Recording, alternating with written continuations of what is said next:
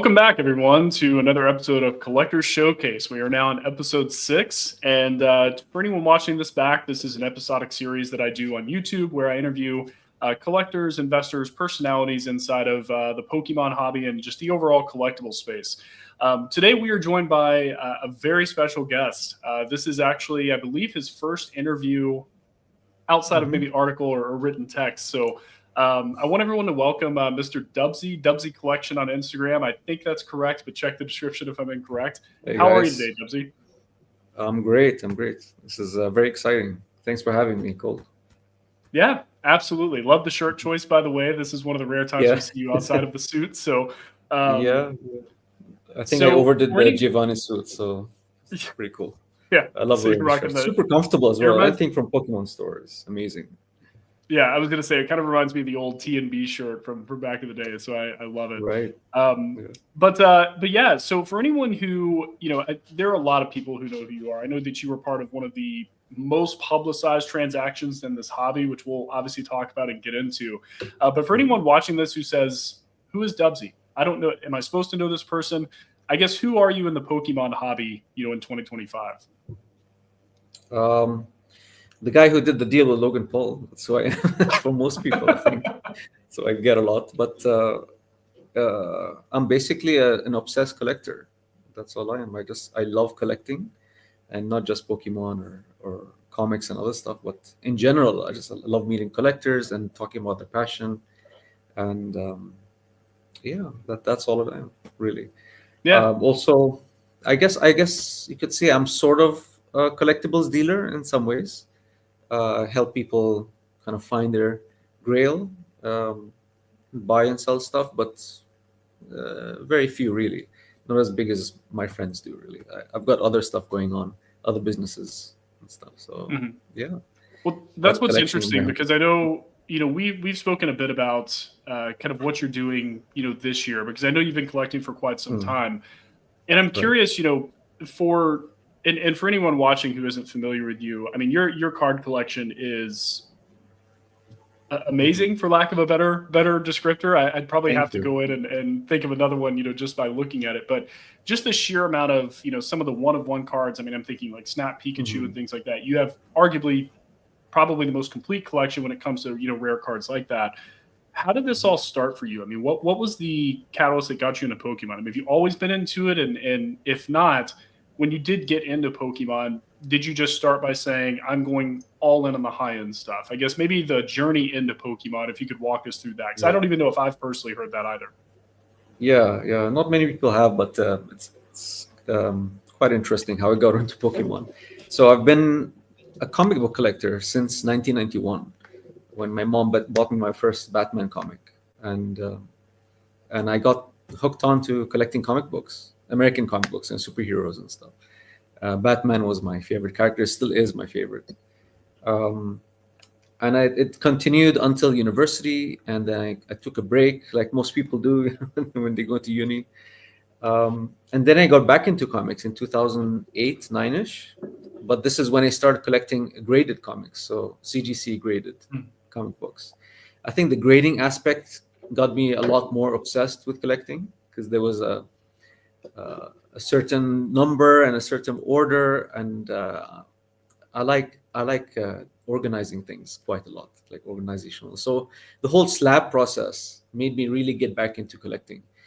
And I was generally going to eBay and other sites to buy comics, and I could see other collectibles like trading cards. I never knew about trading cards. I knew kind of about baseball and basketball cards, kind of see them online once in a while, but there wasn't really in Dubai.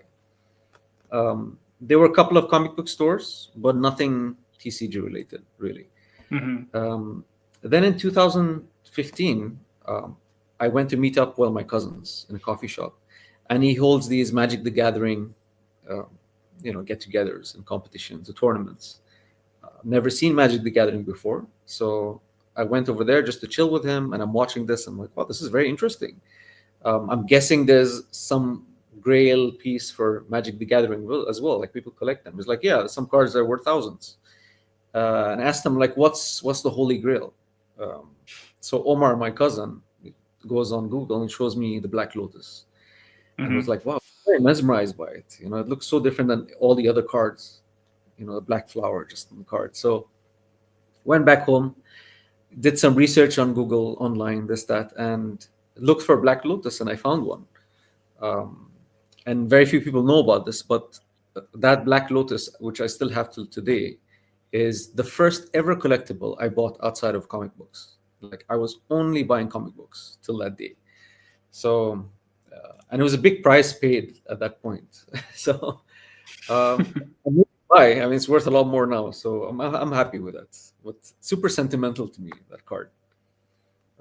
Yeah, it's interesting. It's interesting too to hear you talk about starting in comics and because obviously I think a lot of people get into this with, hey, there was nostalgia, there was a childhood collection. So you kind of did that a little bit. It sort of coincided a little bit with collectibles in general. And I'm a big fan of, and this is how I especially navigated the hobby when I first got in. It almost felt like a treasure hunt, right? I had similar conversations with friends of, hey, what is this really rare card, or maybe there's some promos I'm looking for, or E4 has always obviously been a treasure trove of just information of rare cards, and that always excited me a lot. So I did that, kind of a similar setup. I wasn't buying a Black Lotus, but I remember looking at a lot of the world's cards. The world championship top stamp cards, and that was one thing that instead of going out for, hey, I'm going to get the most modern set and I'm going to pull a card, I want to go find the stuff that there are no listings on eBay, or there are no listings on maybe a Facebook marketplace back then. Was the Black Lotus fairly hard to find, or was it something that was just an eBay listing? I guess, how did you find that first card whenever you started? Google search. Google search. Google image. And a guy was selling it off his website. It wasn't even like a known website per Oh, se, wow. but he sold Magic the Gathering items, and I contacted him. I offered him a price. He agreed, like it was a monthly installment over 5 months or something like that. We wrote a contract as well. I mean, I'm glad that I did something like contractually, but he offered it, and it was very new for me. So I never ever dealt with anything really before, so I didn't know how it really worked. But yeah, and I finally got it. I was ecstatic, and once I had that, I was like, wow, I have the holy grail of Magic the Gathering, Alpha Black Lotus. It was a PSA 10 as well. So, oh wow, and they're extremely hard to come by nowadays. I think I became slightly obsessed. Slightly is actually an understatement. It was very obsessed. Once I had the taste of like chasing a Grail card, like the Grail card, and I felt like I needed to chase others. So it was kind of natural that I saw Pokemon everywhere, and did some research, and I figured that, wow, Pokemon is one of the biggest franchises in the world. Like, a lot of people are into it. I like the art of Pokemon a lot more than Magic the Gathering. It's my preference, but I love the art. I love the characters and anything cute, I guess. I really like those things. So it goes both and it goes extremes as well. I like really dark fantasy stuff as well. So it kind of depends, So I did the same thing I did with the Black Lotus. I went online, I researched what's the holy grail of Pokemon, and everywhere I saw the illustrator. Actually, the first listing I saw was Scott Pratt's listing. He's a good friend of mine, and he used to list his illustrator, I think, on eBay. It was there for a long time, right?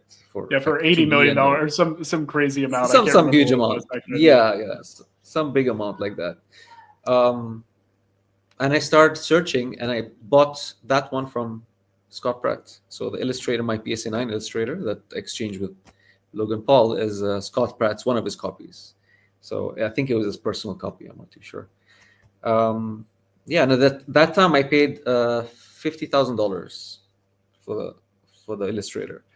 And what year was this? Back, just so we have this was 2015. 2015. So 50,000 in 2015. Okay. 2015. I would say like towards the end of 2015. Yeah. The Black Lotus was a few months before that, just a few months. But when I look back and research on the values of the illustrator, I think that one, the highest offer was $25K, if I'm not mistaken, for the illustrator PSA 9 at that time. $25K, I'd imagine. And even then, you'd find one or two people who maybe would be, interested in buying it. But I didn't care. I was obsessed. I wanted the holy grail of every category, hobby of collecting, like the ones I would enjoy at least. and I'd buy that first, the Holy Grail, the highest grade possible, and then I'd work my way down. Basically, that's Which is what I almost did. the complete opposite of what most people do in this hobby. Yes, Being able to go in complete and, opposite. hey, Yeah, yeah, you're but snowball affecting versus going the other way. yeah, Yeah. but if you have the capital to do that, that's the right way to go. You find the biggest, most expensive, the rarest cards first. At least work on it first, and maybe collect other stuff in between until you acquire that. So the chase, the hunt for that elusive grail, is what's keeping you kind of alive in the hobby. Well, it's what's nice about, especially chasing, some of the graded cards that you have, because I Right. think one thing people realize is, there's a lot of very rare, hard to find cards, Illustrator being one of them, or the 97 Mhm. number one, through three and things like that. I mean, Right. those copies are there's so little of those copies around that finding the actual card is difficult. But then you have Mhm. grading, which you come into conditional rarity. So for yourself, it sort of makes sense to say, like, I'm going to buy the rarest card, or the Holy Grail. But then you start Yeah. looking at some of these Pop One Black Label cards, or you start looking at the Correct. conditional rarity side. So I think for someone like yourself, it's sort of it's fortunate and unfortunate. Fortunate in the fact that Mhm. you've got constant chases to go after. Unfortunate that you have constant chases to go after. But it kind of scratches That's that true. collector itch, which is good. Um, Yeah. and I'm curious too, buying Scott's PSA 9 Illustrator. I guess Mhm. kind of a two-part question. How long Right. did you have that? And Mhm. was Logan Paul, I guess, we'll obviously go into a little bit of that transaction, but I guess, Mhm. did you ever think, hey, I'm going to sell this? I guess, when did you find out there was a PSA 10 out there? Right. I think I found out when it was offered to me. I Mm, I don't think I knew how to look at pop reports at that time, PCA certified hmm pop reports. But or Scott must have mentioned. He might have mentioned that this is the highest graded is pop 2 or 3 at the time, and there's a PCA 10 out there, but we don't know where it is. I didn't care at that point, so I just Yeah. wanted the PCA 9. I was very happy with it, to be honest. It was yeah, and I became friends with Scott, so I bought a lot of cards from him afterwards because he has all the rare stuff, right? hmm um, which I really appreciate, because got all the grails that I was after in Pokemon initially through him, or he helped me at least find them and give me advice. So I didn't know what the grails of Pokemon were at that time. Gold stars and first edition Charizard. I didn't even know that was a grail. So it was very new to me. So that's kind of my story of how I started with Pokemon. Straight away, Illustrator. That's the first thing I ever Yeah. saw Yeah. That's your or start. understood. Yeah, that's my start. And then I would chat with Scott. He would give me some advice. He's like, yeah, these cards are cool. These cards are valuable, etc. These cards are what people are chasing in Pokemon, and it will build your collection. Um, I wasn't too crazy about initially, but I would buy like a few cards from Magic the Gathering, a few from Pokemon. I got into action figures as well, Star Wars action figures. So I had some of the rare ones, Rocket Fire and Boba Fett. A Oh, wow. double saber, Luke Skywalker and Darth Vader. Like a few of the really good ones. I sold everything, by the way. I'm not into that anymore. So hmm yeah, so I was kind of looking for all the grails in every hobby. Almost bought, what was those little cars called? I forgot. Talking about Hot Wheels? Yeah, Hot Wheels. Or, Hot okay. Wheels. Yes, Hot Wheels. Exactly. I almost got into that. I never grew up with it, but it looked so cool. I was like, wow, it's a bunch of Hot Wheels. What's the Holy Grail? And apparently, it's a pink bus. That's where the guy wanted 50,000 at the time, Oh and I my was like, gosh. yeah. And I did some research, and it didn't seem that popular. And I was like, I don't know, it might be a very niche hobby. I don't know if I should pay 50K for a niche hobby that I never grew up with. So yeah, I Yeah. kind of got. It's I was so like, funny. okay, So yeah, I mean, you really are. I mean, Dubsy collection. I mean, you really are a right, collector at heart. I mean, because I know that I've yeah, had a few conversations on different, different podcasts where I've spoken with people, and one thing I've always said is, yes, whenever you've kind of been in Pokemon at least for a few years. I've always been someone who kind of looks around at different collectibles. So I've looked at, like, mhm, I did a similar thing when it came to like graded VHS, for example, which people still make fun of me for. right, But I just think that's so cool that there's same, some other same, thing that I can spend yeah, time looking into and find grails in there. And it's just the research and kind of learning more about it has always been exciting mhm, for me. But I will say I've never met a Hot Wheels collector or someone who's looked into that market and tried to find the Grail. So you are officially the first that looked for the Peak Bust. I've never heard that, but I will definitely be reading up on that after this conversation. Literally after the Illustrator, I started searching on Google again, top 10 most popular hobbies or top 10 most popular collectibles, highest value collectibles, whatever, just to find Grails. And I would look at all the Grails and I'm like, okay, that's worth chasing. It's rare enough, or that looks cool or something. So, and I stuck to a few of them, like action figures, Magic the Gathering, Pokemon, a little bit of Yu-Gi-Oh, VHS tapes I did recently as well. And yeah, some I'd give up on. I did sports cards, quite a lot of sports cards at that time. Okay. But that's a whole different story as well. Pretty crazy. I had a really crazy sports card collection, but I got rid of them. I mean, I sold all of them just to invest in Pokemon when the obsession went through the roof. Yeah. 2019, 2020, right before the Logan kind of boom in COVID, Pokemon was picking up a little bit, and I saw like the first edition Charizard used to sell for 5K when I first started, 6K, and then they went up to 15, 20K. I was like, wow, this is pretty good. Okay, maybe I should buy some more. So that's the period I started selling a lot of my other collectibles and just invest in Pokemon as much as I could. So. Well, on that note, I mean, I definitely want to talk about. I want to talk about how the Logan Paul transaction came about, because when you talk about, and we kind of joked a little bit about this pre-stream, when you talk about flipping cards in general, you've got the most Hall of Fame card flip of all time when it comes to the PSA 10 Illustrator for what that happened. And honestly, I mean, I think it will be a very long time until we see something top that sale amount. I know it's in the Guinness Book of World Records and all of that. So I'm curious, once you acquired your PSA 10 Illustrator, which if you'd like to share the price of your response, you're more than welcome. I think it's out there, guys, but I'll leave it up to Dubsy to do that. Yeah, sure. How did the Logan conversation come about? I guess was it you kind of floating out, hey, I might want to sell this now? Was it you being approached? I guess how did that come about in the initial stages? Right. So I had the PSA 10 with me, and a very few people knew, like just my close friends, and some of the guys I dealt with, like high-end collectors, and they sort of have the PSA 10. And I think someone mentioned it when the boom was going on, right after Logan's first box break. That was what started the Pokemon boom, I would imagine. When he had that live box break, 300,000 people watching it live. That was the day. Sorry, kind of redirecting from there.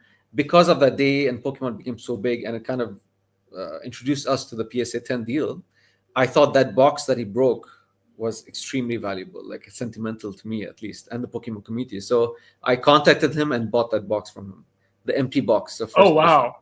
Yeah, so I have it with me. He signed it with his name and the date that he opened the box.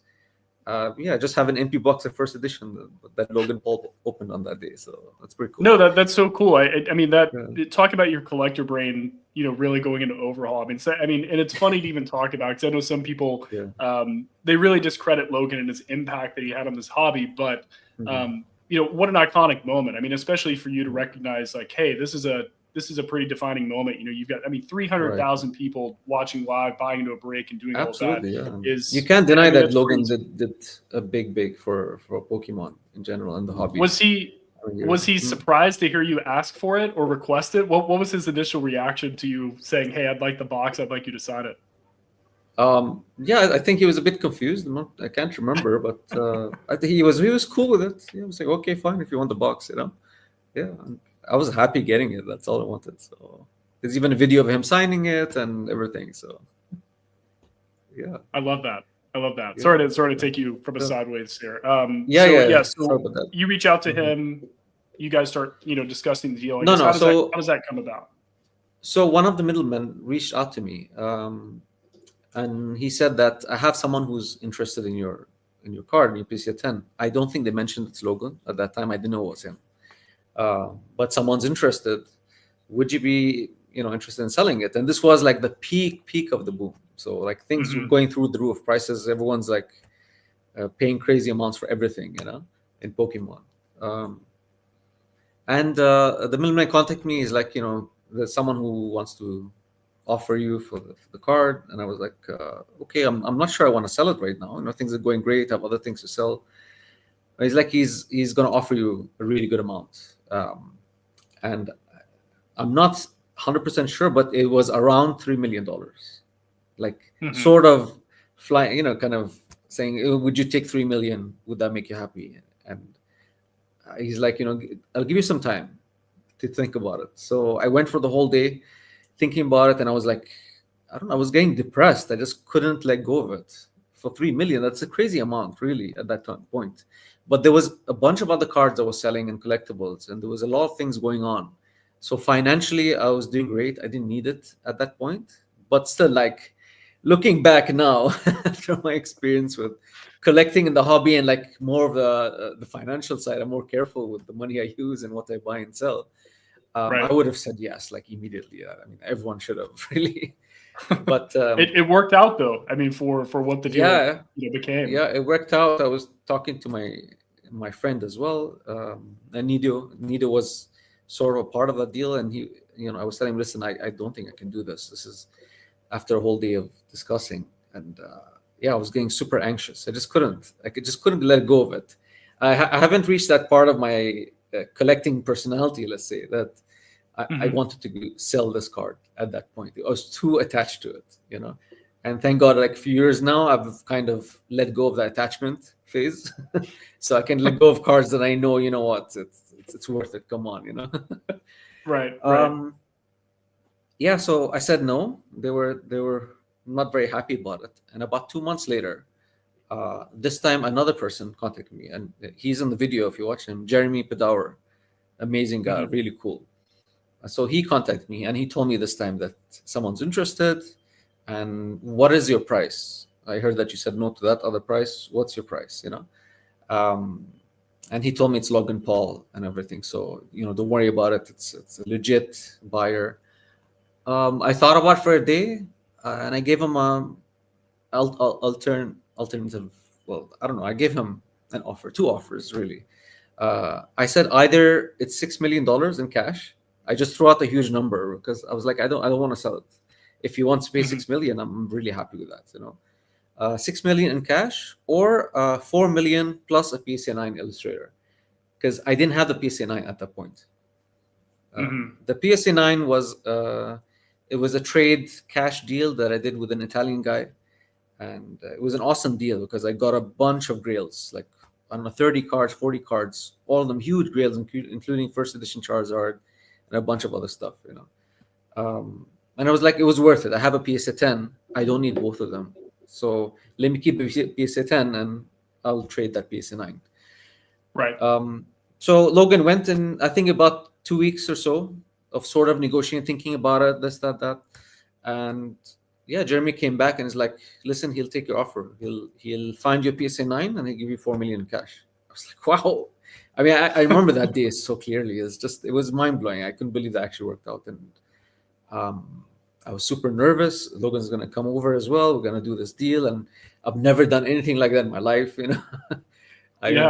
Were you surprised that, were you expecting him to just say no and move on? I mean, how surprised were you that he said yes to that?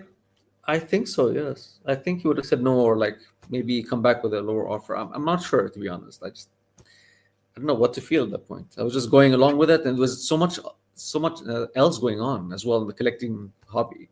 There's so much of me buying and negotiating with other stuff going on. So I kept that on the side. I'm like, if it works out, works out. But whatever. I don't think so. Let's not pray and I don't know, hope that it works out and be disappointed. But then it did. It kudos to you for having kind of 2 options. I mean, I think most people who are fairly engaged in this hobby, I mean, seeing you have a PSA 10 illustrator, you've got 4 million in cash and a PSA 9, which is, I mean, you probably couldn't ask for a better situation because you do still get to retain an illustrator, and then obviously you get a massive payout along with it. So kudos to you. If you were the one who came up with kind of that trade plus cash, that is, I cannot think of a situation where that could have worked out better for you, I guess, in that situation. For sure. Because I told him, listen, I need to replace the illustrator. It's the grail of my collection. It's the first card I bought in Pokemon. maybe not that specific card, any PSA 10 would have worked, but like through some miracle, Logan went hunting for PSA 9s. I think he asked 2-3 people. They said no initially, and then he found the guy in Italy who had my PSA 9, and he was ready for it. He said, "Yeah, if you pay cash, I'll do it." Because it was a trade deal. That guy didn't get any cash from the trade; just got Illustrator. So it worked out really good for that guy, and he was very happy with it. So And Logan bought yeah. the PSA 9. Logan bought the original PSA 9 that you sold. Yes, Or the traded, I'm original sorry? PSA 9 that I traded in, yeah, with the Oh, Italian guy. how funny! So I literally got my card back. It was incredible, like the same exact card. So I was more than happy. This would have been, I mean, this worked out perfectly, really. A lot of people also, just to clarify something I see online a lot, is that people say, no, it's not 5.275 million. That's the official number that's on the Guinness World Records, right? How much the card was paid for. It was actually paid for that much because although it was a trade on my side, Logan actually went and bought that card for 1.275 million, the PSA 9. Mhm. So he paid cash for that, and then he paid 4 million to me cash.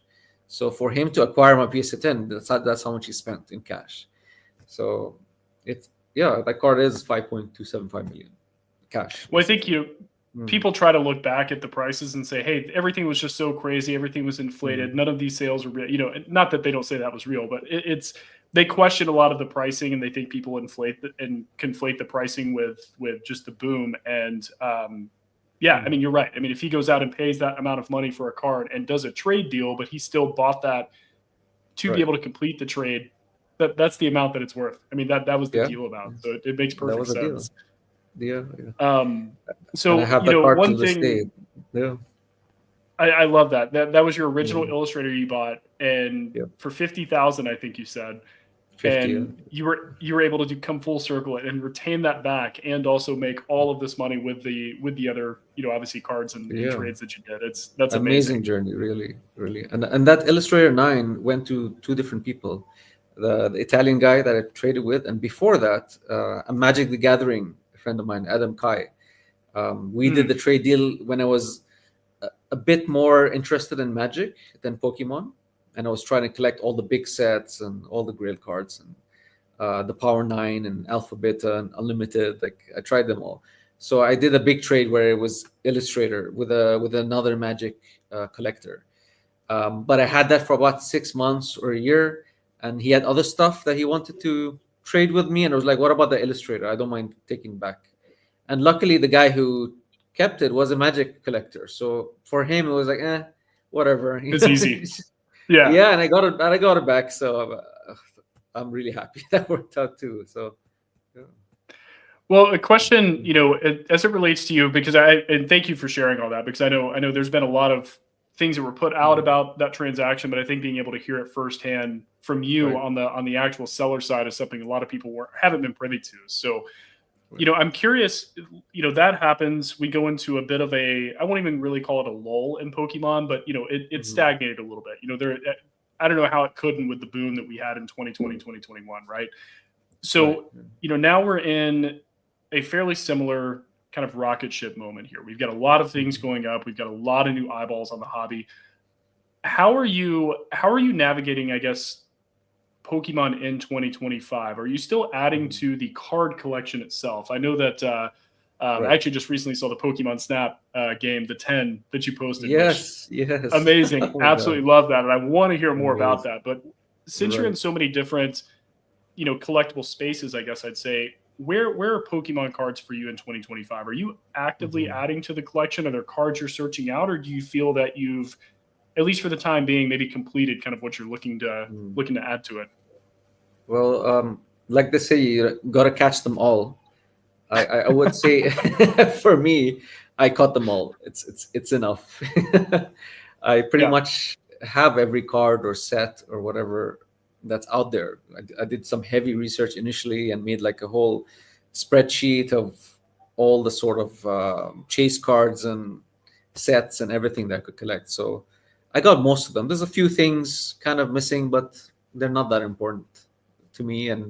Or they've kind of they've become so expensive that the guys know that I want this, and they just put a huge price that I don't know. I don't feel like I need to pay for, But yeah, I think I'm quite happy with the collection. So this year, 2025, there's only two things I'm kind of after, actually, that I need to complete. One is a hunt I've been doing since 2018, I would say, and that's completing my no rarity PSA 10 collection.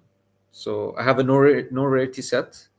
It's about 80%, 85% PSA 10s. So it's the most complete set for sure, and the rest are all PSA 9s. I got all the big cards, so those 3 starters and Charizard, Blastoise, Venusaur, the Chansey and Clefairy, like all the super rare ones. They're hard to get in PSA 10. I've had those. Just a few kind of non-holo cards that are remaining, but even those are extremely hard to find in PSA 10. Like the pops are so low, and I don't know. Yeah, so that's my ultimate goal. Like that's when I know that I've finished collecting Pokemon. Yeah, I mean, people are lucky to have just a handful or a couple of no rarity PSA 10s. I mean, even just hearing you say like the Chansey at a PSA 10, my brain wants to explode. I'm like, I can't believe that he actually has these. Any highlights do you know offhand, like maybe 1 or 2 cards that you're missing in that set, just in case somebody watches this and it's the one person who is out there and has some that they want to grade, or maybe they do have a 10. Who knows? Yeah, sure. You know what? I can. It's right here. Just give me a second. Sure. A Machamp Hollow, and a Dragonair and Beedrill. These 4 are the ones I'm looking for at the moment. Machamp, Beedrill, Dragonair. What was the other one? Okay. That's it. Yeah. Well, the others are. There's a bunch of them, so but those are kind of the main ones 11 you're looking cards. for now. Yeah, those are the main ones because I want to complete like the main cards. So let's see. But yeah, I'm excited to finish that. And another chase card I'm after. I'm into black labels, at least for the cards I really like. So Gold Star Pikachu, for example, there isn't a black label. There's a gold pristine BGS 10, which I have that. But that's an example, for example. What's another one? So Van Gogh Pikachu. That's my chase card, black label. Van Gogh.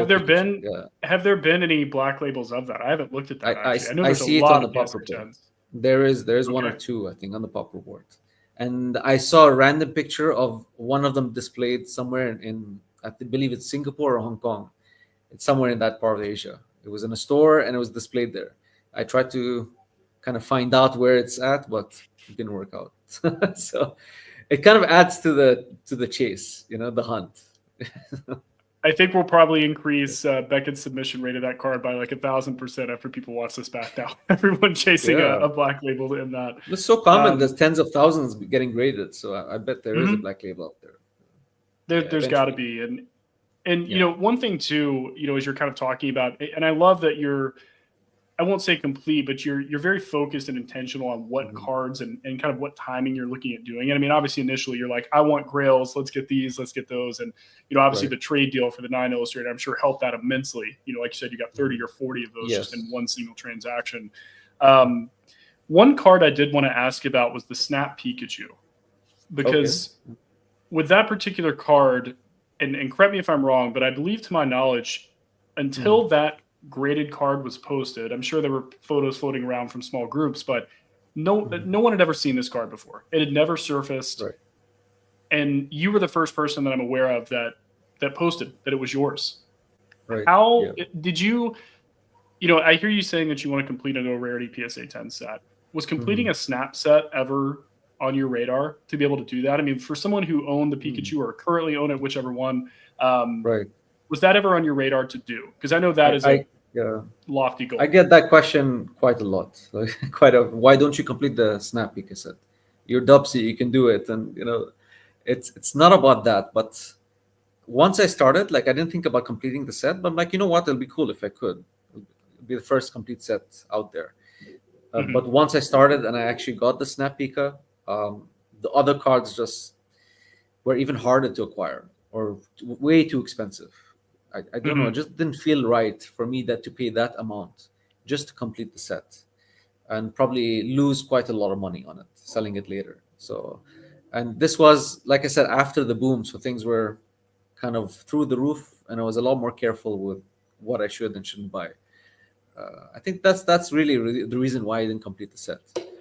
Um, the Snap Pika was probably my greatest hunt, like my greatest chase. It Had to was have been. I mean, I remember incredible. seeing that and being Yeah, so taken aback that someone even right. owned it, much less, oh my gosh, there's a graded copy now after this long. I mean, how Yeah, did, I know you had a lot of help in that, but what yes, was your initial? I mean, of obviously we course. started on Google, as you said, like Mm. where's the Snap Pikachu? But It what did actually you, this didn't start on Google. This started from the Silver Bible, the Pokemon Silver Bible. ah, mm-hmm, Yeah. yep, So a very good friend of mine, Mr. Fuji, I'm sure you know him. He's also an online great personality guy. from France. Yeah. So Mr. Fuji and I, we hang out a lot, and we were chilling at a shisha restaurant, a Hubbly Bubbly cafe in Dubai, and he brought the Silver Bible with him, just to kind of show me I was still kind of new to that. Um, and he turned the page towards the end where the snaps are, and he's like, these are the rarest cards in Pokemon. So they rarely come up, and that's very special. And he told me the whole story about Nintendo and these pictures from the game. And I immediately saw Pikachu because I'm a Pikachu collector. He's my favorite Mm-hmm. Pokemon. And I saw Pikachu. I'm like, wow, that is cool. I really want that card. It's like, oh, that doesn't exist, not so far. Like we haven't found one in the wild yet. I'm like, wow, okay, let me know if that comes up. Who knows? So that's where it started. 2 years later, online randomly, I think that it was displayed somewhere, right, in one of the stores or something. Mm-hmm. Um, Did you watch the video with Fuji and Nido when they go to I did. It Japan was, and yep, find it? and they Yeah, actually hunt it down and find it. Yep. yeah. Exactly. I wish I was a part of that journey, but I couldn't travel with them. So they went there and they were very excited. And Fuji was like, I have to join this, even though Nido was the one because he lived in Japan and speaks Japanese. He was the one kind of working out the deal with the shop. Fuji went along just to see a Snap Pika right in front of him for the first time. It was a huge deal, really, and it is to this day. And I keep telling people, I mean, in some ways, the Snap Pika is the holy grail. In some ways, for a lot of people, yes, there's the illustrator. I think beautiful card. That's always be kind of the holy grail that everyone knows. And then there's 97 Pikas, and the third thing would be the Snap Pika because Mm-hmm. it's I don't know. There's a kind of a mystery behind it.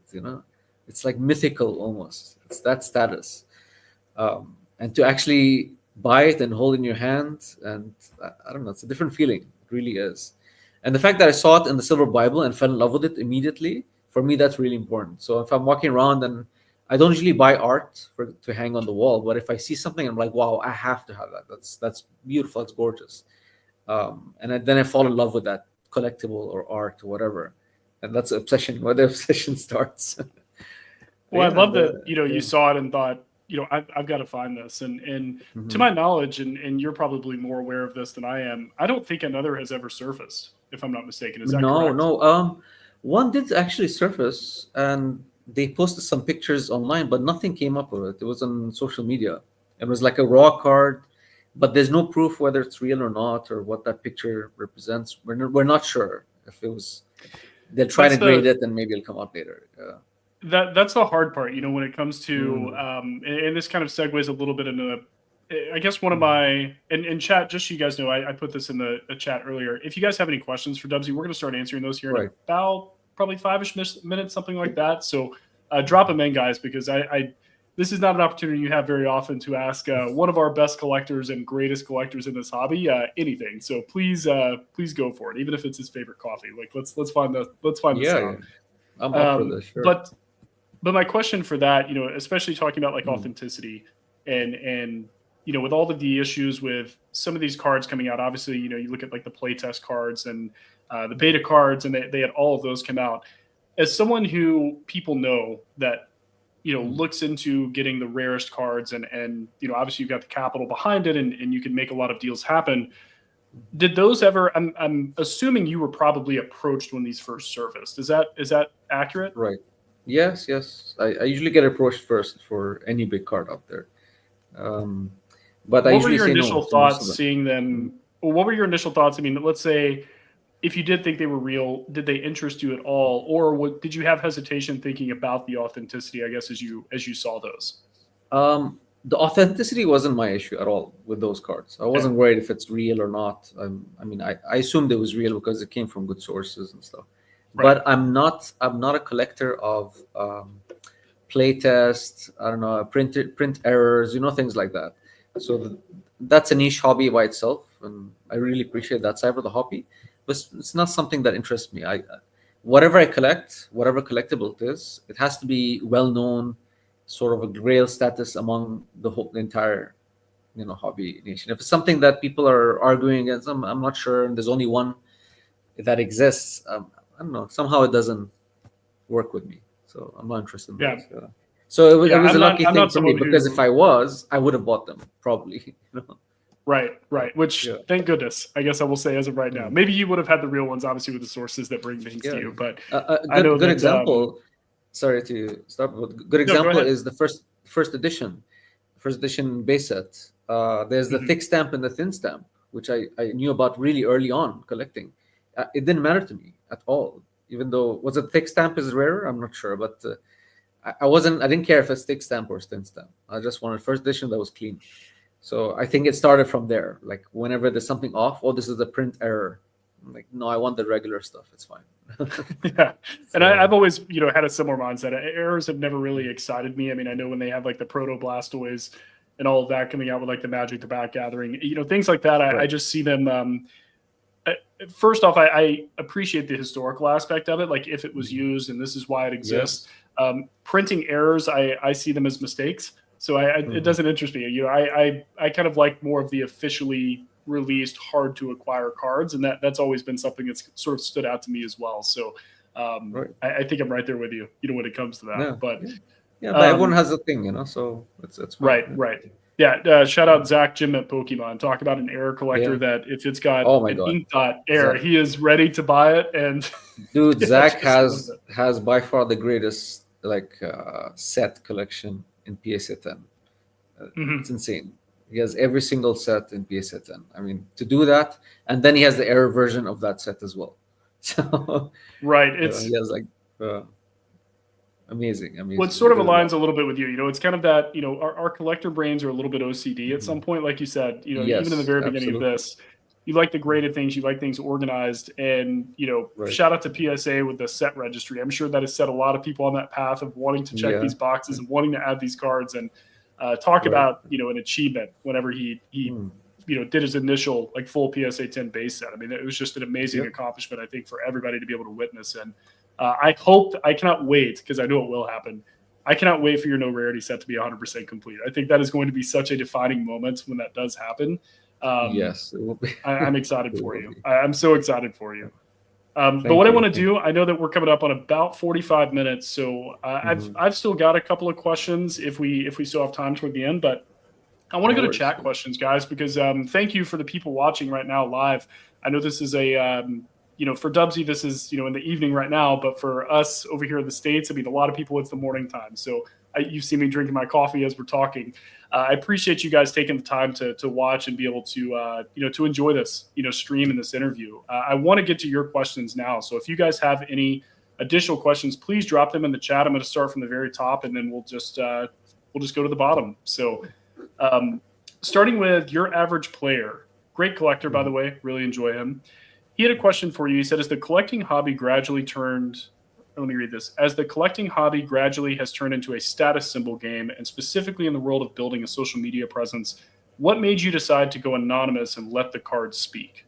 Really great question. Question. That's a great question, actually. Well, let's start with my personality. I'm quite of an introvert. Although I love going out and I love chilling in a crowd, but I don't want attention on me so much. It's just the way I am, I guess, since I was young. So initially, when I was a collector in general, I'd be discreet about it. I wouldn't be in the open. And then when the idea of Dubsy came along, and I was like, I want to build the greatest Pokemon collection in the world. That's when the obsession started in, let's say, 2016. I had to come up with an anonymous name. And shout out to Jeremy Pedower. He helped me with that name, because I told him I think I want to be anonymous. How do I do this? What should I do? It's like, think of a pseudonym. It's like, who is someone similar to what you're doing? And he was like, Banksy, the Yep. artist. So he's an anonymous, really famous artist and leaves his art around. He's like, what about Dubai Banksy? So it became Dubsy. He came up with the whole thing. Thanks, Jeremy. Honestly, that was amazing. And yeah, it just clicked. I was like, oh, this is amazing. Dubsy, Dubai, Banksy, basically. That's how the name came about. And I think from there, I sort of took that Dubsy personality in me. I kind of grew him into something else. But Dubsy is more like a brand name for me. It's like a brand. I mean, there's me as well.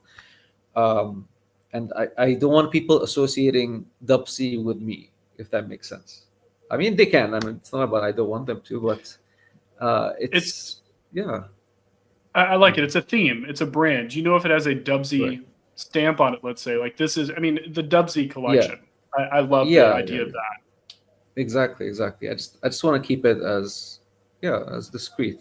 But the reason is I didn't want people to know who I am, where I am, and come up to be in crowds or get a lot of like calls. I just can't live that kind of life. I just want to be chilled, just be a collector as I am, and I love it. So this is amazing. It really works this way. Um, I've been found out a couple of times in the events I go to because I go to Pokemon Worlds every year. So I went to 3 of them and a few events here and there what are Pokemon related. And they would know, like maybe from the shirt that I'm wearing because I wear this a lot. But sometimes I'm hanging out with Fuji, and Fuji was in the Logan Paul video. So they would Mhm. recognize Fuji. Then I'm next to him, and I'm wearing like my Giovanni suit. And this happened a couple of times. They came up to me, like, "Are you Dubsy?"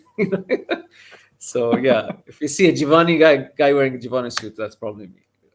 Yeah, there you go. Yeah, yeah, Yeah, so find him in the crowd, guys. No, I'm kidding. yeah, So Steve Jackson had a yeah. question, and I think we answered this already. Are you still actively collecting? Is there anything that you are still searching for that you haven't been able to find? So I'll add a little bit of a Mm. twist on this, Steve. Thank you for the question. I know that he had talked about the no rarity set that he's really looking for and things like that.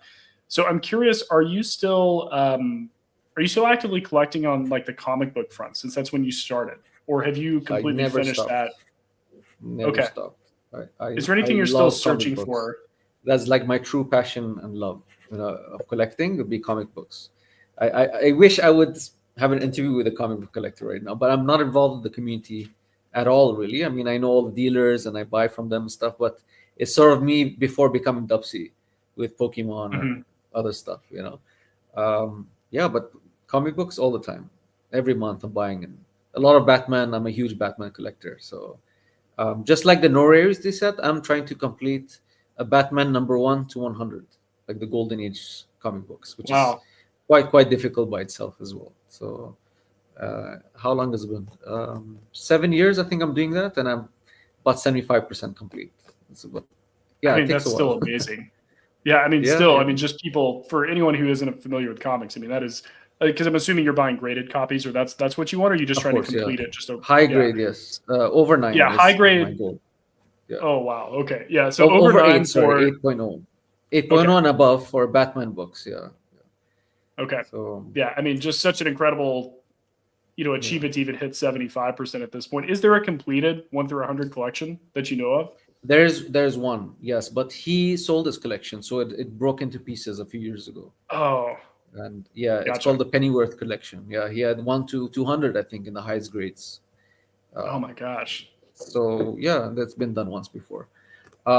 Funny story is that what people don't know this, but the second highest deal I ever did after the Logan Paul one was me selling my Batman number one. I bought a Batman number one before the comic, like 2018, 19 or so, for $470,000 roughly. It was a CGC 8 Batman number one. It's extremely high grade for Golden Hmm. Age comic books. But when the boom happened, everything went up, including comic books. Like 2021, I would say around that time, and someone came and offered me 1.4 for it, 1.4 million. So I just couldn't say no, even though that was like one of my top grills growing up as a kid. I was so in love with it, but I figured, you know what, it's possible for me to get this back. This is a great offer. Let me sell it.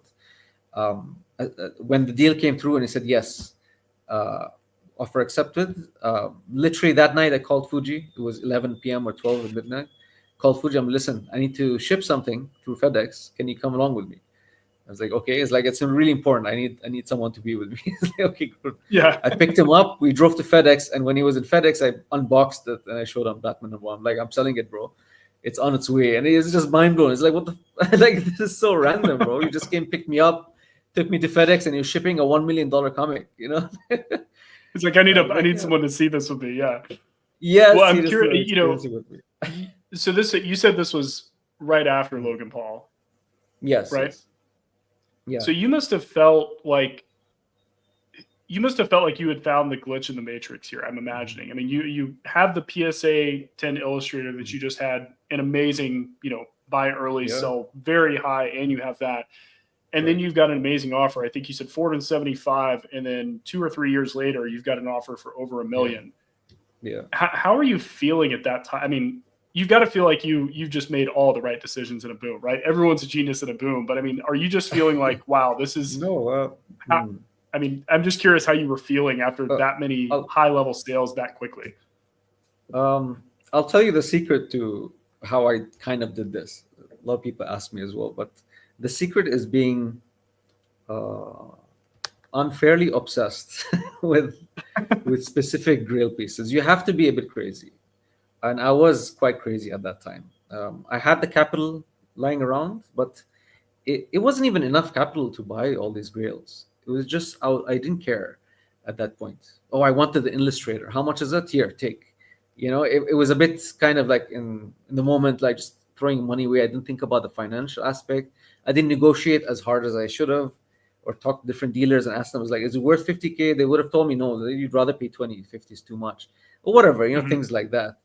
At that point, I'm like, this is the grail in the highest grades. It's almost impossible to find. I'm going to buy it, So I did this with so many different grails.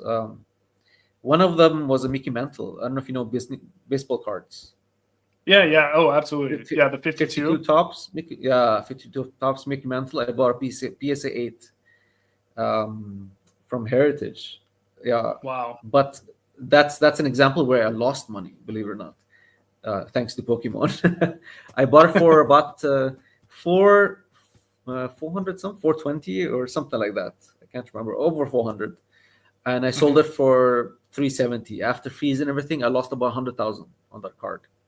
And the reason is because the sports card boom didn't happen yet. It was on its way. It was literally in the beginning of it. So I thought, okay, I can sell it for a cost. A few months later, that card sold for like 600, 700,000. A few months later, another PSA 8 sold for 1.1 million. So I bought the right thing, knowing the future, buy the grail in the highest grade possible and just hold it for a long time. So this is where I made most of my money. And even if you look at, like, I have a spreadsheet of all the collectibles I buy and sell over the many years, and the vast majority, literally 80% or so, aren't losses. They're in the red because of all the small items I just bought randomly to collect, like, oh, let me complete the set. How much is it? I don't care. That aspect doesn't work when it comes to smaller items, like 4 figures or whatever. I mean, it could if you're really careful, of course, but not with me, not with someone as crazy as me. So, but it works out with the big items. So that 10-20% of my collection where I make the big money, it's because I go for those insanely expensive, like super high grade grails. And you need some luck, of course. Luck is a huge factor there. So, well, patience, I would say, from everything you're saying, but it just sounds like patience at that point. And if you're, collector focused, and as you said, not necessarily, I mean, I'm sure it has a little bit of an aspect, but not necessarily thinking financial first, I think is definitely important when it comes to looking for those, because I mean, how many? Yes, I think most people think financial first, and that kind of affects their judgment in some ways. That's a much better way of going about it, to be honest. You'll be a lot safer. But when it comes to one of one extremely rare items, it's a hard sell. Like, you have to be a little bit passionate and obsessed. And you know what? I don't care. I want that item. And as long as you can afford it, it's not going to affect you. That might be the way to go. Yeah. Well, and also being able, it gives you sort of that power of saying no. I mean, look how that benefited you Right. even in the Logan, discussion as far as the offers. I mean, how many people would have immediately, I would argue 99% of people, they're buying a card for sub six figures and someone says, I'll Yeah. give you $3 million for this. Almost everyone's going to say yes. I mean, Right. that's human nature, right? But because Yeah. you were a collector there, obviously you're making sales, but still, no matter how much capital you have, that's a decent chunk, to be offered. Yeah. That is. But because you knew Mm. that, hey, this is my one of one. Like how hard will it be to get this back? And you were able Right. to say, well, no, I think I'll pass. You basically Yeah. doubled your capital and got that, basically your original grail back, which I think is Yeah. such a testament to being patient and not taking the first price maybe that you're told, and being able to value the card itself over just the financial gain or just paying attention to the margin increase, etc. So kudos to you for that. That is amazing. Thank you. Thank you. I'm also very thankful that I had one of the most incredible days of my life. And that was when the local deal happened. Like when we met in Burj Al Arab and we actually did the trade, I was nervous initially and not sure what was going on. There was security there. But as soon as we walked into the room, like we just gelled. Like the chemistry was amazing. We all were like collectors, was chilling, laughing, joking about everything. Went out for dinner. We hung out the whole night. It was really incredible. Like Logan was very cool, super cool. He had amazing entourage with him. I love those guys. It was, Do you guys still keep in definitely. touch? Yeah, a little bit. Yeah, sure. We still do. Yeah. But That's awesome. yeah, it was amazing. I'm really thankful for that day. I mean, and a number of things could have gone wrong, but it was literally perfect. Everything worked out perfectly.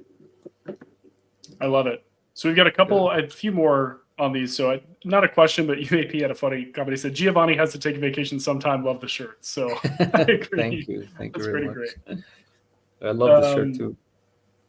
Basic Trainer says, I appreciate Dubsy calling it the Logan Paul boom. Logan Paul doesn't get enough credit. I would say people gave him all the credit for a little bit, and then their personal opinions came in. But yes, he was exactly. definitely a catalyst for one of the biggest booms we've ever Absolutely. seen in this. Yeah, he was the catalyst, like for that box break. Yeah. That was a big part of it. So the Green Shiz Collectibles says, thoughts on Logan selling his PSA 10 Illustrator? Any interest in buying it back? No, I don't think so. Because I already have the PSA 9, and I'm just so attached to that PSA 9. It's my first card. It's the card that I bought initially. I don't think, and even if there wasn't a PSA 10 for the same price, I would still not trade it. Literally, So I would be very happy with that PSA 9. I love it. I know that was probably a pretty popular question. And I purposely, guys, did not ask this because I figured someone in chat was going to talk about it since he's floated selling it and doing that. So, but I love the fact that you achieved the goal and now you have more of the sentimental card that you first started with. Like, I think that's worth more than anything. Yeah. So Bryn said, Dubsy sold the Snap Pika and Magikarp to my knowledge, and now the buyer has them for sale on Fanatics. Correct me if I'm wrong, but I'm pretty sure Dubsy sold most of his high-end Pokemon off.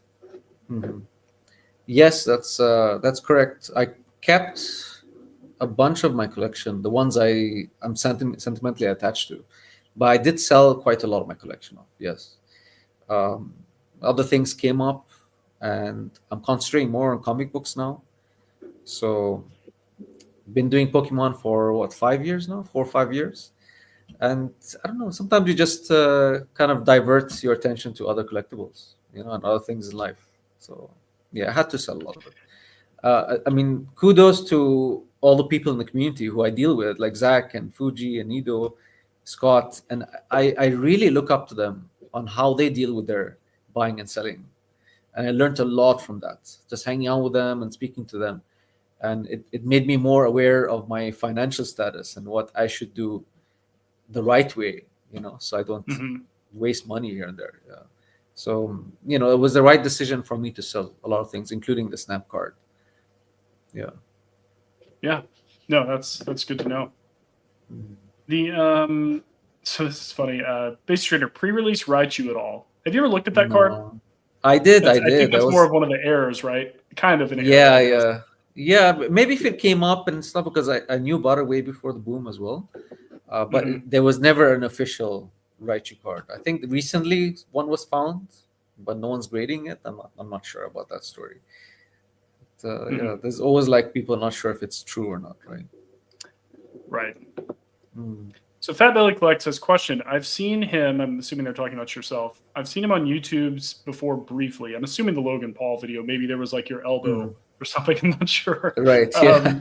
He said, what's the reason to hide your face and trying to stay anonymous? Does this hurt or help the brand Dubsy? So I think you kind of answered the first half, but hurt or helping the brand? Maybe you can expand a little bit on that since you talked about wanting to separate yourself from the brand. With the Logan Paul video, I just named myself Dubsy, and it was like an idea, and we sort of were working on the website and the Instagram, and I wasn't sure if I should be public about it at that point. That public, knowing that Logan Paul's video will be like millions of views and stuff. So I told him, you know what, don't mention my name or anything, just say collector from Dubai. In hindsight, I should have said Dubsy because it would have helped quite a great deal. But whatever, Right. It's fine. You kind of learn, So yeah, that was the reason why I didn't mention it in the video. But I think it helped with the brand. I don't mind. I think so. I think it creates a little bit more of an intrigue of who you are, because I know. I mean, even and just so people can be aware. I mean, Dubsy and I have spoken for. I mean, I think when we first got connected was through Simon Collectibles, which is one of my favorite people that I've been able to meet in this hobby. But I know that I think this is maybe 2 years, maybe 3 years in the making of us just kind of exchanging messages back and forth and getting to know each other. And I think that was one of the things that sort of, pushed me to the Dubsy brand. I thought, okay, well, who is this? Is this another person with, kind of a logo? And then here's a bunch of pictures with them and their cards and all that. But I thought, I don't see anyone here. This is interesting that it's specifically focused almost like a digital museum of this collection, which I just always found amazing. And I remember looking so forward to, your posts that would come out when I would see you show up on my feed, because I knew it was always going to be something very, very special. I mean, that's still happening even to this day when you posted the snap. Yeah. There's so much more to show. I love that. I love that. Do you think that, since you're focusing on the comic book side of things, I mean, will we see you post more comics since you're sort of complete, at least right now in your card collecting, I mean, will that same page be where you will showcase anything else that you're collecting, you think? So I'm actually making a website for my comic collection. It'll be called the Dubai Collection. That will come up later. It's not ready yet. Sort of taking my time with that, because I'd rather concentrate on Dubsy.com. Which 2025, you asked me if anything was planned. Hopefully, we're planning to release Dubsy.com this year. It's been 4 years in the making. It's an insane website, really. It's never been done before, something unique. And it'll be basically showcasing my collection just like an Instagram post, the entire collection, but we're gamifying it in some ways. So you'll enter as a user, you'll put a name, and you'll go through like how the RPG, Pokemons were, the video games. So you're going in and you go into someone's house, like Pikachu's house, and he'll be like, hey, you want to check out my collection? And he'll show, Snap Peek and other cards or whatever. That's how cool is that? Yeah. And it's been 4 years in the making, because I don't want to make it like very basic 2D. I mean, it's going to be a whole 3D adventure with lots of graphics and a huge team behind it. So yeah, I really hope it works out. I just want to make it. I'm such a perfectionist. I want to make it perfect before it comes out. I was going to say, one thing that I've learned as we've gotten to know each other is that you don't do things small. I mean, when you go for it, you absolutely jump both feet in and say, like, I'm going to do this to the best that I possibly can. I love it. Yes, I don't. Yeah. So let's see with that. Well, look out for that, guys. I will after this video gets published, I'll put Dubsy.com in the description. It does say coming soon, because I've looked at it a couple times over the years, so it's great to put your emails up, and I'll update everyone, whoever puts their email in. Sorry, to answer also your question about other comics, like would I show them on the Instagram page? I'm planning to show some of the other grails, just the grail pieces of other collectibles I have. So once in a while, let's say once in every few months, and we'd compare them, for example, with the pops of a similar grade for Pokemon, or like talk about similarities and differences between those hobbies. That'll be interesting. It'll be very informational, for the crowd. Well, I think I saw a comment earlier by Your Average Player and I agree with this. I think the information that's shared on your post, the did you knows that you've been sharing are Right. really great, to educate people. Because I think, one thing that, Great. even myself has suffered from is you get so into the niches of these collectibles that people go, that's not a base set Charizard. I have no idea what this is. It just looks expensive, So being able to have someone who does add in a lot of the backstory of the historical value of this and why it actually is, so sought after and so expensive, I think helps kind of align people with what it is and what it is they're looking at it, and makes them probably strikes that same curiosity that you had in the beginning. Like, what are the grails out there? I mean, you've almost become the source you were searching for. Is like, what is the grail of Pokemon? Dubsy.com. Go to Dubsy's, Instagram page. Those are some of the biggest grails that you could possibly see. So, I think the information portion of what you add to it is so cool and needed. I wish more people did that, honestly, because I've seen people post, some of the most, even no rarity, for example. They'll post a PSA 10 no rarity card with no context, and people are like, oh my gosh, can't believe you have this. And if I'm new, I go, that looks like a Nido King, or something like that. They don't know. But that's my goal with Dubsy.com, or the brand in general. I just want to be a collector who gives as much information about Pokemon as possible, and some grails in other hobbies. So once Dubsy.com comes out, it'll be, like you said, a digital museum of the entire collecting journey of Pokemon, like everything that you can collect and whatever's in my collection, because I don't want to display something I didn't own. It's not correct. And I don't want any, and I just want to keep it completely non-financial, let's say. So I don't want to mention any prices of sales, previous sales, or whatever, because in the end, it's I don't know. I don't think it's my direction with Dubsy. That's not what Dubsy is, basically. Yes, I did the Logan Paul deal and other things, but that's on a personal level. If that makes sense. No, I think the financial sometimes takes away from the historical importance of what you're actually owning. Purely historical. And hopefully the website does really great, and maybe, hey, who knows, fingers crossed, Pokemon might contact me and be like, hey, you're doing great, this is the kind of thing we're looking for, and maybe I can collab with them. So that would be a dream, but let's see how it goes. I think if anyone deserves it more, it would definitely be you, without a doubt. Oh, thank you. Thank you. And I hope that does happen, because I'll be happy either way. You can hear the passion that comes out of that. And I've talked to a lot of different people in our collecting world, in our collecting space, and some are more market driven, right? Like, they want to talk about sales history, things like that. But one thing that, even in our conversations off of this, you've always just been very passionate about the items that you're posting and that you're collecting. And I think that's something that is unfortunately a little bit less common, I think, than most, today. But I know that, for myself, as someone who does enjoy collecting as well, and kind of started that way, I so appreciate that. So thank you. Let's see here. DEF Drew, he said, what does Dubsy think of Worlds promos? Do you have a favorite Worlds card? Or Worlds year, card. maybe. That might be a little bit better. So like Tropical Winds, Tropical Tidal Waves, all of those. Yeah, probably the ones with Psyduck is my second favorite Pokemon. So my two favorites are Pikachu and Psyduck.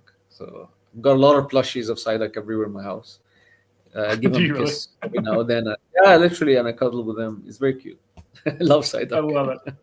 I love it.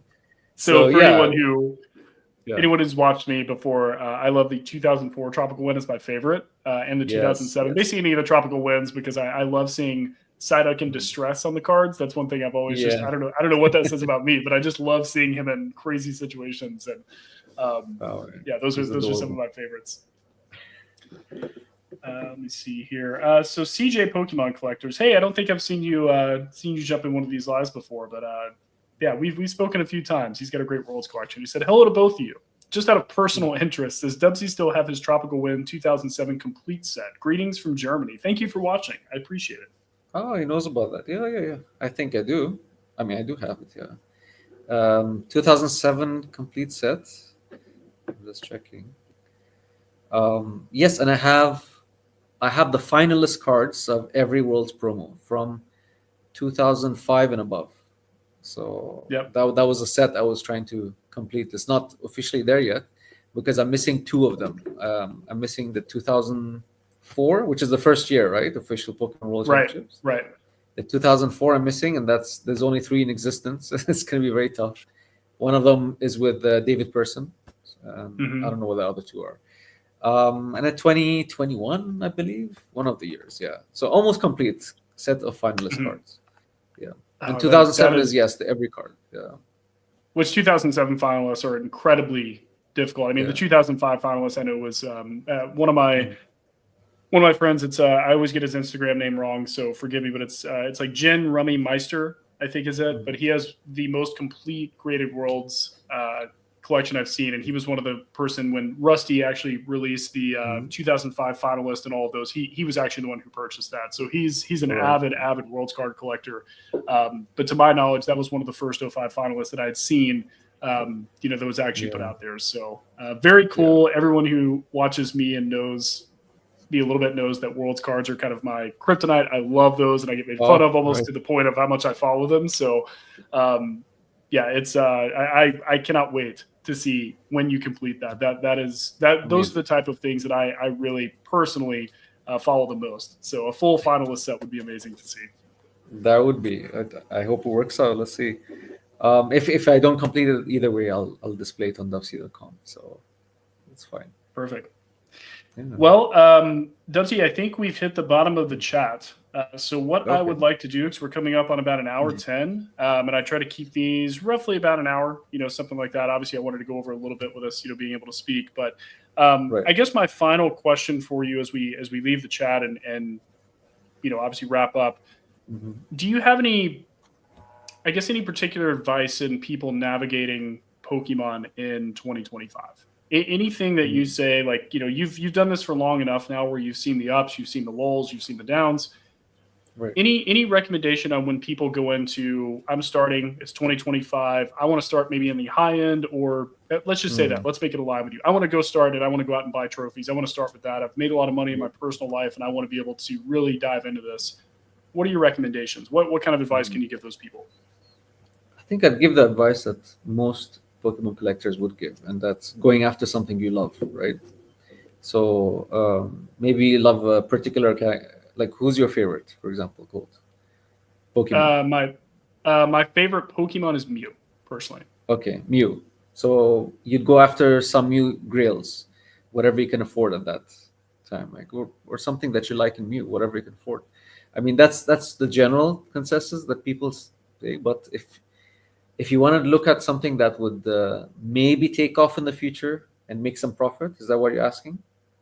Yeah. So say if someone jumps in and they just say, look, I've got a lot of capital. I like Pokemon. I want to go into high end, maybe from actually, we talked about the collector side, how you said, like, collect what you like and really go after what you like without thinking financial. Let's talk about, from your, because whether you were purposeful or not, I mean, you've had a lot of amazing business transactions, made a lot of money in this hobby. Someone who's going in maybe to buy and speculate, on high end cards. I mean, is that something that you would recommend? And if so, how would you recommend maybe they navigate that as they enter knowing nothing? Because it sounds like from what you did, you came in literally with Google.com. So I'm curious how that would translate to someone in 2025. That's true. I also came in with nothing. I had no idea whatsoever. I never grew up with Pokemon, right? I mean, I learned this all quite recently, 5 years, 6 years, 7 years. I mean, before that, I had no idea. I just knew what Pikachu is. Later on, I learned about Ash. So actually didn't know who even Charizard was, literally. Till 2000. That's pretty crazy to hear. That's pretty crazy to hear. I didn't know Charizard at all. I'm like, oh, it looks pretty cool. Is that a dragon? There's still debates so on that. Yeah, there's still debates. You know what I could say? This is what I've been working on, and I kind of advise some of my friends in collecting. If they ask me, like, what should I buy right now that's in the high end, or that could go up in value someday, or I think there's a future, I would always tell them no rarity cards, because if you think about it, they are the true first set of Pokemon before first edition, right? They are quite rare compared to all the other sets in any condition. And they're very, in my opinion, undervalued at the moment.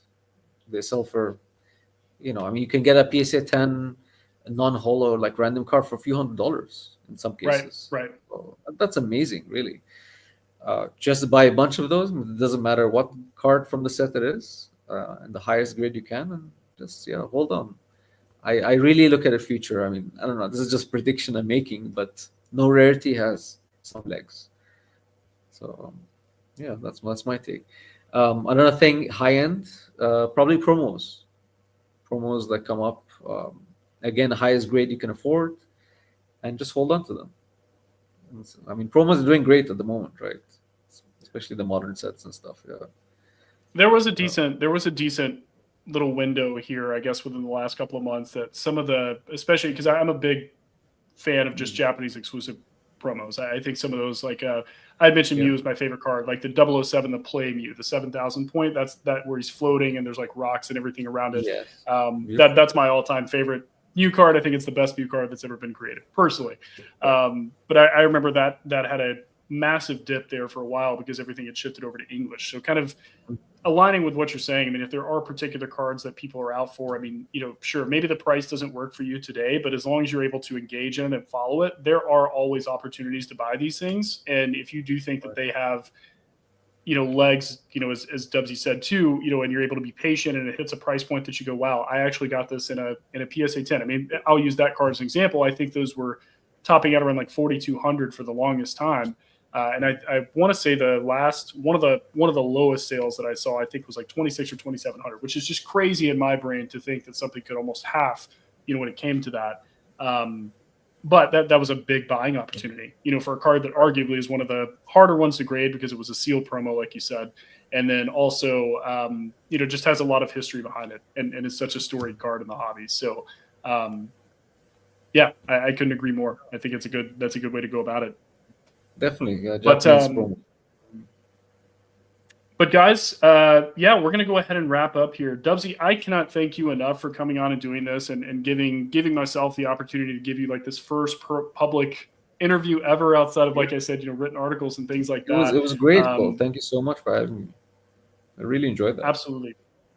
I think one thing that is incredibly important in this hobby are the relationships and the friendships we build in this. And, guys, I do get occasionally asked, and I'm not going to go on a tangent here, but I'll say this. I do get asked occasionally, like, how do you have some of these people on? We had Leonhard on a couple of days ago, and now we have, yourself coming on. Guys, these are all relationships, friendships of people that I've built over these last few years that I've been able to actually, reaching out and just discussing cards, and talking collectibles. I mean, yourself and I, when we spoke about it, I think when I first reached out, I was like, this is the most amazing thing I've ever seen, or one of the cards or something that I saw. It was an organic kind of building to, being able to reach out and us have this conversation. So guys, the best thing I can say as far as a takeaway, I know we've talked a little bit of the financial pieces, is being able to build these relationships in this community is so essential for you, not only affording the collection, but actually having longevity in this hobby. And all of the people that I speak to in this particular series I'm doing, I would consider friends, people that I've actually spoken with prior. So ultimately, that being said, I so appreciate you taking the time. Chat, I so appreciate you guys coming in. Dubsy, what do you have to say, I guess, final words for us to be able to wrap this up? Final words, maybe I can show some cards that are bought with me. Let's show some cards. Yes, let absolutely. me show like one of the cards. How's that? So one thing I discovered with Pokemon is unboxing and opening wraps. I've never done that before. It was my first time. And I must have opened maybe a dozen packs or so. Then I bought a charity pack, a first edition heavy pack for one of Gary and Steve Aoki's events in Las Vegas. Mm-hmm. It was in 2021. It was called Pokemon Saves the World. And I was at that event. No one knew I was kind of there except for my close friends. And I was watching Gary and Steve Aoki on stage, opening my pack in front of them. And this is what I got. It's a Venusaur. And then I sent it to PSA, got a PSA 9. Not too bad. That's Gary and Steve Aoki signed over there on the case. I love it. Yeah, and that was my first pack opening, I think. So, no kidding. Really so first pack opening was in 2021, you said? Yeah, 2021, I think in October sometime, if I'm not mistaken. Yeah. Pokemon Saved the World in Las Vegas. And yeah, what an incredible experience for me to actually, I've never experienced something like that before. And I see it when I see some of my friends who get really excited from boxes. They see a sealed box or sealed pack, and like I'm dying to open that box right now. They have this urge that's kind of like, I understand it's a sort of a gambling thing as well, but for me, I don't feel that Sure. because I never grew up, So I see it sealed, and I'm like, no, it has to be sealed. Why would you open it?